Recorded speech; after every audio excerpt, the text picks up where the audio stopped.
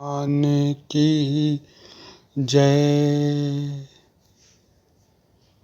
अबुनाथ करि करुणा बिलोकहूँ, देहूँ जो बर मांगहूँ। जो बाली की प्रार्थना है भगवान से वो बड़ी अद्भुत है और बाली के मन में भगवान के प्रति अद्भुत भावनाओं का विकास हुआ। बाण लगने और निर्वाण होने के बीच में जो बाली का संवाद है और उस संवाद में जो विवाद है वो विवाद बड़ा ही रसमय है और उस रसमय विवाद के साथ साथ उसमें बहुत से आध्यात्मिक सूत्र और सिद्धांत हैं जो हम गोस्वामी जी के शब्दों के माध्यम से समझने का प्रयास करेंगे। अब नाथ करि करुणा बिलोकम।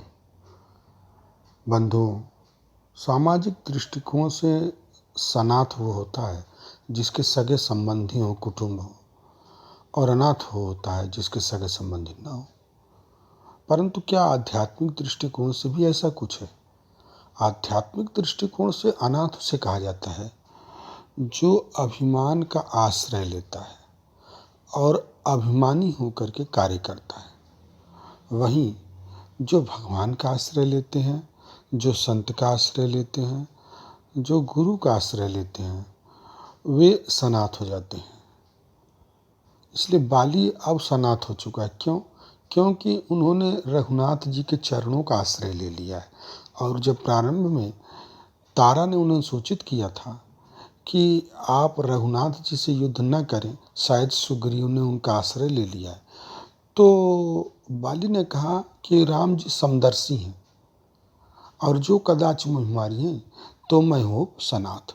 तो राम जी का बाण तो अब बाली को स्पर्श कर चुका है और उस स्पर्श का प्रभाव केवल शरीर पर ही नहीं बल्कि बाली के अंतःकरण पर भी है।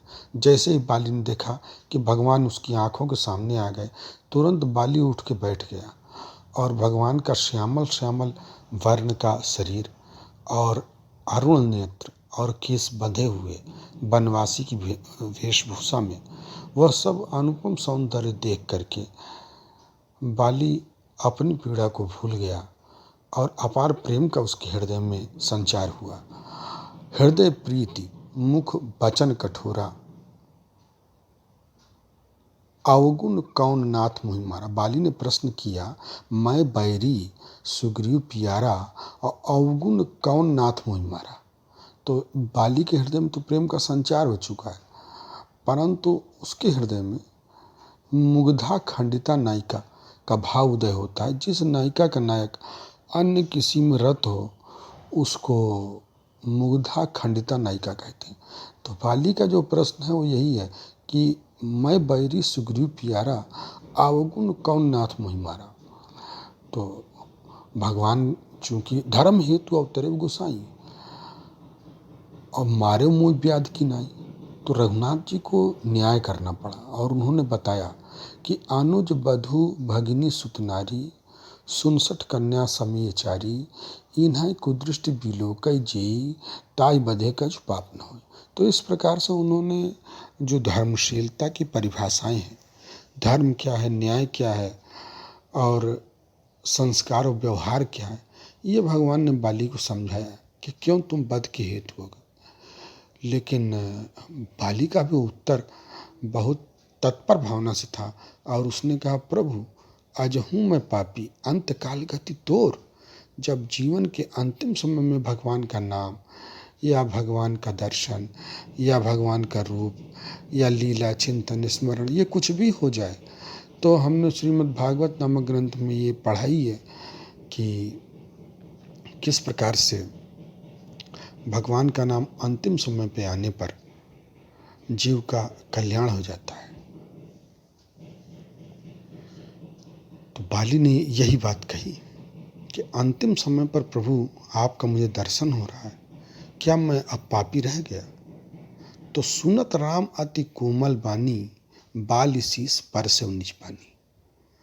रघुनाथ जी का जो शरीर है वो तो कोमल है ही है, कोमलांगम नीलाम्बुज श्यामल कोमलांगम, लेकिन रघुनाथ जी का जो अंतःकरण है और जो स्वभाव है वो उससे भी अधिक कोमल है, अति कोमल रघुवीर गोसाई और बेग पाइए पीर पर आई। वो तुरंत दूसरों की पीड़ा को ग्रहण कर लेते हैं। वे इतने संवेदनशील हैं और उदार हैं, सुहृद हैं, सुजान हैं और सामर्थ्यवान हैं। तो श्री रघुनाथ जी ने तुरंत अपने कोमल कोमल हाथों से बाली के शीश को अपने हाथ में ले लिया और कहा, आचल करऊं तन राखूं प्राणा, बाली कहा सुन कृपा निधाना। तब बाली ने कहा, प्रभु अब नाथ कर करुणा बिलोकम और देहूं जो वर मांगो। और साथ साथ बाली ने कहा कि मोहि जान अति अभिमान बस, प्रभु कहे राख शरीर रही, अस कौन सठ हठ काट सुरतर, बारी करही बबू रही। हे प्रभु, आप आंखों के सामने हैं और जन्म जन्म मुन जतन कराही, अंत राम कहियावत नाही, जासु नाम बल शंकर काशी और देत सब समगति अविनाशी। मम लोचन गोचर सोइयावा बहुर प्रभु असमन नहीं बनावे। हे प्रभु, आप मेरी आंखों के सामने हैं और जिस परम सत्ता का नाम लेकर के भगवान शंकर जीवों का उद्धार करते हैं और मुनि अनेक जन्मों में प्रयास करते हैं कि अंत में भगवान का नाम उनकी जिह्वा पर आ सके। प्रभु, वही रूप आज मेरी आंखों के सामने है। ये किसी के बनाए नहीं बनता। हे प्रभु, ये आपकी कृपा की सीमा है, क्योंकि भगवान का नाम रूप लीला धाम ये कृपा से ही जीव को प्राप्त होता है। ये किसी साधन का फल नहीं है। ये अतिशय कृपा जिस जीव पर होती है भगवान की, और भगवान स्वयं में उसको स्थान देना चाहते हैं, अपने समीप बुलाना चाहते हैं, तो नाम रूप लीला धाम में उस जीव की आसक्ति हो जाती है। और अंतिम समय में बाली के समक्ष प्रस्तुत होकर भगवान ने असीम कृपा की है और बाली उस कृपा को समझते भी। और बाली अपने पुत्र को रघुनाथ जी की सेवा में लगाते हैं। क्यों? क्योंकि अभिमानी थे बाली, और अभिमानी को भगवान की सेवा नहीं मिलती है। इसलिए बाली ये कहते हैं कि यह तनय ममसम विनय बल और कल्याण प्रद प्रभु लीजिए। मैंने मेरे समान बलवान तो है ही है, परंतु इसमें विनम्रता का बल है। ये वो बल है जो मुझ में नहीं था, परंतु मेरे पुत्र में है। और विनयम विद्या ददाति विनयम, विनयम ददाति पात्रताम, इसलिए ये सेवा का पात्र है प्रभु। इसलिए आप इसकी सेवा को ग्रहण करें, आत्मा वही जाते पुत्र। इस प्रकार से बाली ने अपने हृदय का दान किया और अपने पुत्र का दान करके अपने समर्पण की संपुष्टि की। अंत में बाली की जो प्रीति थी रघुनाथ जी के चरणों में, उसको उसने दृढ़ करके और अपने शरीर का त्याग किया। इस प्रकार बाली ने अपने संवाद के माध्यम से भगवान की भक्त वत्सलता, उनके स्वभाव और कई आध्यात्मिक सूत्रों को स्पष्ट किया। राम चरण दृढ़ प्रीति कर, बाल कीन तनु त्याग, सुमन माल जिमि कंठते, गिरत न जाने नाग। ओम शांति शांति शांति।